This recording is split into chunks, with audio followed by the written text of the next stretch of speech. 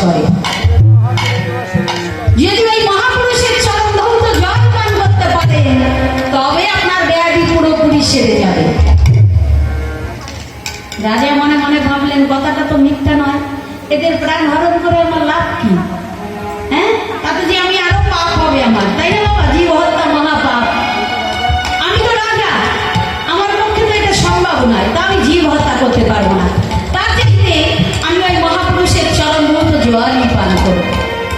এই কথা ভেবে রাজা পুনরায় ফিরে এসেছেন রাজ্যে। এবার পরের দিন একটা লোটা অর্থাৎ একটা ঘটিতে করে কিছুটা জল নিয়েছে, গঙ্গার জল নিয়ে গভীর জঙ্গলে হেঁটে চলেছে বাবা। হাঁটতে হাঁটতে পক্ষীর কথা মতো দেখলেন, হ্যাঁ, একটা কুঠিরের মধ্যে একজন মহাপুরুষ রয়েছে। রাজা গিয়ে করজোড়ে বললেন, হে মহাপুরুষ, কুঠিরের মধ্যে কে আছো? একটি বার দক্ষিণ চরণটি বার করে দাও, আমি একটু চরণ ধৌত জল পান করতে চাই। মহাপুরুষ বাবা দক্ষিণ চরণ বার করে দিয়েছে। কি দেখছে গো? দক্ষিণ চরণটা পুষ্ট হয়েছে। হরে কৃষ্ণ।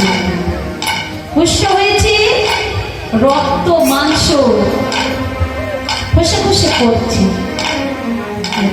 রাজা মনে মনে ভাবলেন, হায় হায়, আমি এই বিধর্ম নগরের রাজা, তাই না? আর আমি যদি এই পুষ্ট ব্যাধি হয়েছে এই মহাপুরুষের এই চরণ ধৌত জল পান করি, না জানি আমার প্রজারা আমার নামে কত নিন্দা করবে। না না, আমি এই চরণ ধৌত জল পান করতে পারবো না। তার চাইতে অপর যে চরণটি আছে ওটা একবার চেয়ে দেখি, হয়তো ওই চরণটি ভালো হলেও হতে পারে।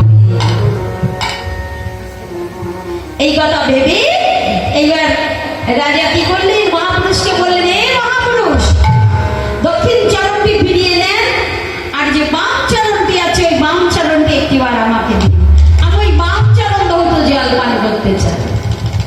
হরে কৃষ্ণ। বাম চরণটি যখন বার করে দিয়েছে, অমা, আগের চরণটি তবুও ভালো ছিল গো, আর এই বাম চরণের যে অবস্থা, রক্ত মাংস খসে খসে পড়ছে, পুজ রক্ত খসে পড়ছে, পোকা কিরবির কিরবির করছে। মহাপুরুষ দেখে, বিশ্বদর্পী রাজা দেখে চমকে উঠলেন, আগের চরণটা তবুও ভালো ছিল, আর এই চরণের কেমন অবস্থা? কেমন করে আমি জল পান করবো? না না, জল আমি পান করতে পারবো না। তার চাইতে একটা কাজ করি, চরণ ধৌত করে জলটা নিয়ে যাই। যখন জলটা তরল হয়ে যাবে, ওই রক্ত মাংস পোকাগুলো যখন তলায় পড়ে যাবে, কিছু সময় রাখলে ওপরে যখন তরল হয়ে যাবে জলটি, ওই তরল জলটি আমি পান করব। এই ভেবে চরণ ধৌত করে জলটা বাবা রাজে নিয়ে এলেন, সেবা করলেন না। একটা নির্জন জায়গায় ওই লোটাটা রেখে দিলেন, রেখে দিয়ে গঙ্গা স্নানে গেলেন রাজা। আর এদিকে বাবা রাজা যখন গঙ্গা স্নানে গেলেন, ওই যে চরণামৃত, হ্যাঁ, তা তো যার তার চরণামৃত নয় বাবা, স্বয়ং ভগবানের চরণামৃত। হ্যাঁ, সে তো ওই বেশে এসেছেন রাজাকে পরীক্ষা করবার জন্য। রাজা গেলেন গঙ্গা স্নানে, আর এইদিকে যে নির্জন জায়গায় যে লোটাটা রেখেছে, ওই ঘর থেকে বাবা পদ্ম গন্ধ, সারা রাজ্য গন্ধ গন্ধ হয়ে গেছে। গোবিন্দের যে অঙ্কগন্ধ, পদ্মগন্ধ। হ্যাঁ, রাজার যে রানী যারা, তারা মনে মনে ভাবলেন, এত সুন্দর গন্ধ কোথা থেকে আসছে? তারা ওই গন্ধে বাবা মুগ্ধ হয়ে যাচ্ছে।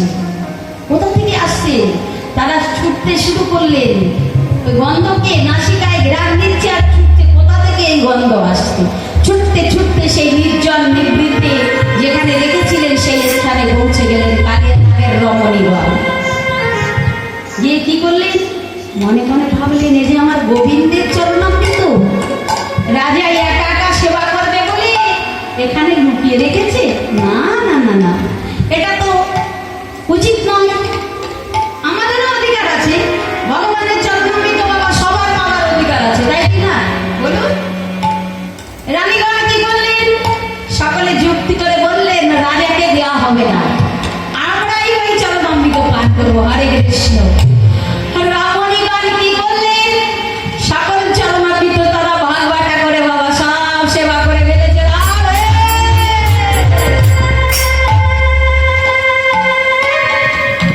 যখন সকলে সেবা করে ফেলেছে, ইতিমধ্যে মহারাজ এসেছে রাজ্যে।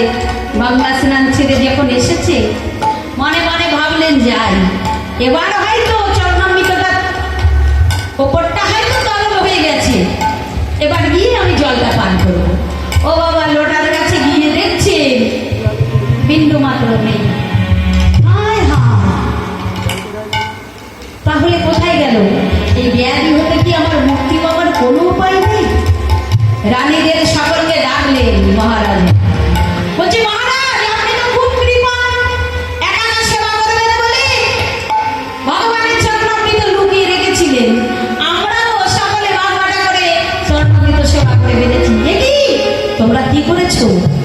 আমি যে এই ব্যাধি হতে আর মুক্তি পাবো না, আমি যে এই ব্যাধি হতে মুক্তি পাওয়ার জন্য মহাপুরুষের চরণামৃত এনেছিলাম। তখন তারা চিন্তিত হয়ে পড়লেন আর মহারাজকে বললেন, মহারাজ একটা উপায় আছে, এখনো লোটার তলায় হয়তো দু এক ফোঁটা থাকলেও থাকতে পারে।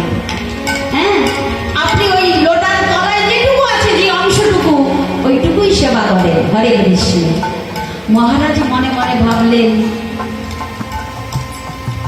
আমার ভাগ্যে তো আর হলো না, তবুও দেখি গিয়ে লোটাটা ধরে দেখছে ওই রক্ত মাংস, ওই মাংসের টুকরোগুলো পড়ে আছে, পোকাগুলো পড়ে আছে, আর তার মধ্যে বিন্দু বিন্দু জল আছে। তিনি কি করলেন বাবা?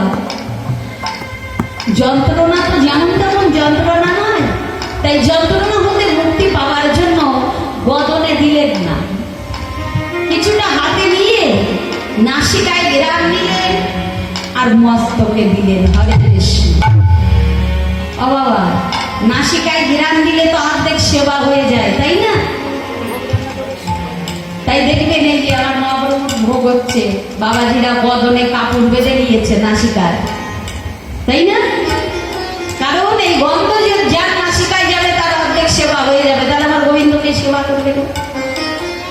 হরে কৃষ্ণ। তাই তো যখন পরমান্ন বা আমার ভগবানের যখন ভোগ রন্ধন হয়, তখন মুখটা এরকম সুন্দর করে বেঁধে নেয়, যাতে নাসিকায় বদলে গ্রাম না পৌঁছাতে পারে। হরে কৃষ্ণ। নাসিকায় গ্রাম দিলেন, মস্তকে দিলেন, অমনি দৈববাড়ি হলো।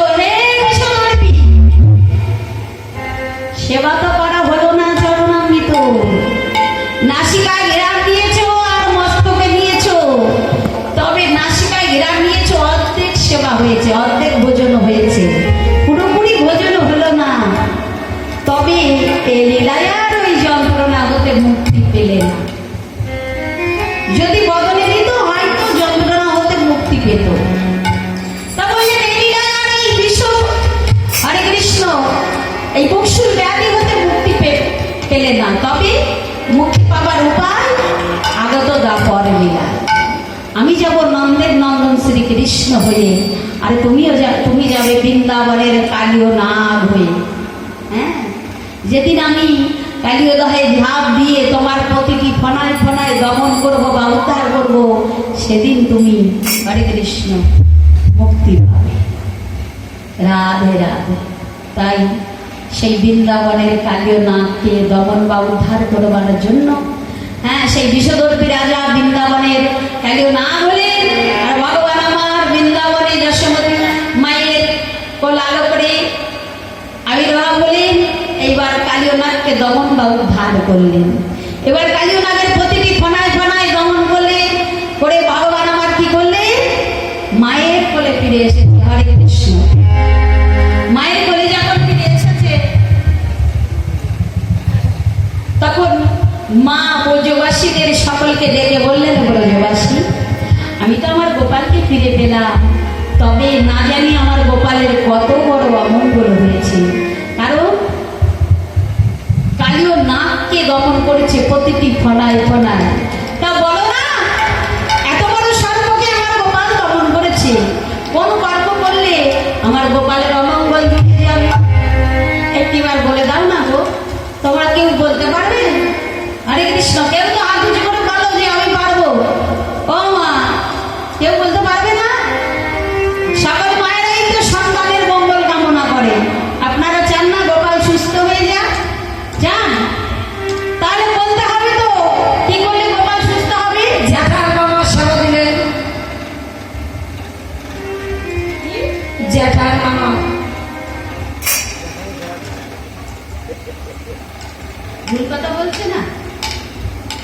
ঠিক বলছেন?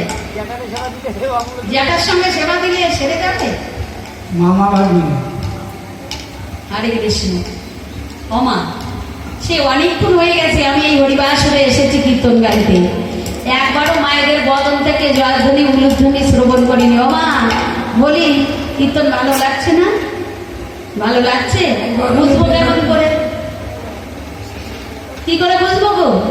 একবারও তো জয়ধ্বনি উলুধ্বনি শুনতে পেলাম না। গরমে বেকারে যাচ্ছে না, ফ্রিজে রেখে দিয়েছি। উলুধ্বনি ফ্রিজের মধ্যে? বলছে গরম। এতদিন বলতো শীতের জন্য জিহ্বাটা বাইর হচ্ছে না, আর এখন বলছে ফ্রিজের মধ্যে রেখেছে। একবার জোর করে জয়ধ্বনি আর উলুধ্বনি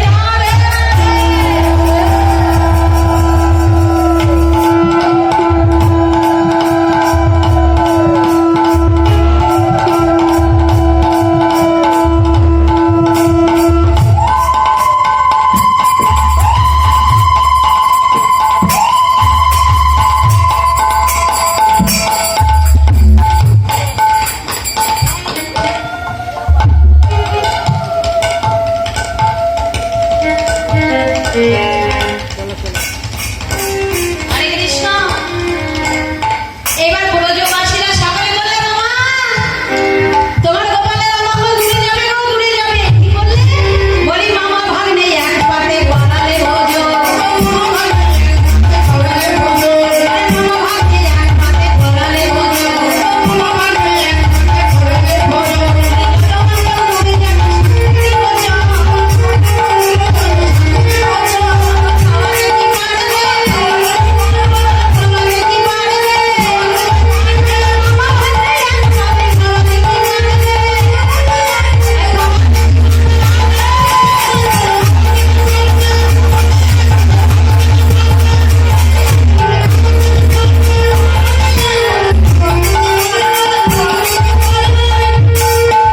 হরে কৃষ্ণ। মা বলছে আমার গোপালের তো কোনো মামা নেই। গোপালের মামা আছে? আপনারাই বলুন না, কে কে গোপালের মামা? কংস মামা? হরে কৃষ্ণ, কংস তো মামাই বটে। হরে কৃষ্ণ, কিন্তু কংস মামা তো নিধন হয়ে গেছে। হরে কৃষ্ণ। গোপালের